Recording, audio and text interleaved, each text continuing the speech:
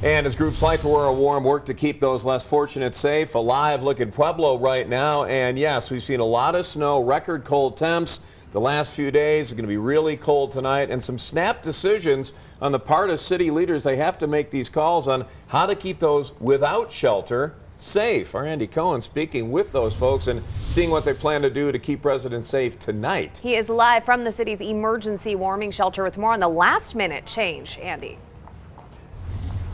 Yeah, Robin, Elizabeth, this is really about keeping people safe, as you mentioned there, because if you think about it, the city doesn't have a permanent homeless shelter. In fact, it might not be open until December or January at the soonest. And so in the meantime, last night conditions were so bad, Pueblo police were actually driving around, bringing people in off the streets, letting them stay in the lobby of the police department or local businesses that were willing, just to keep them out of the elements.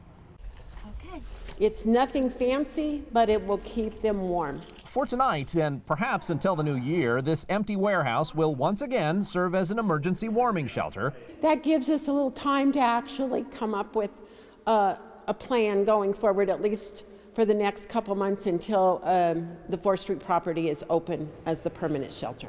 The Pueblo Rescue Mission is still remodeling the old Wayside Cross, and they hope to get that building open in another 60 to 90 days. You know, this is sort of a historic freeze this early in the year, and snowstorms this early in the year, so I always keep my fingers crossed we'd make it till December when the permanent shelter opened, but obviously that hasn't been the case. It'll cost between $60,000 and $80,000 to reopen the emergency shelter, but the mayor says the city's priority is keeping people alive.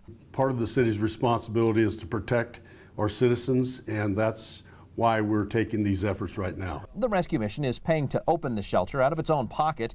Council will discuss a more detailed plan next week. I have to know what the city decides on whether we're open every day or if we're open just on certain days.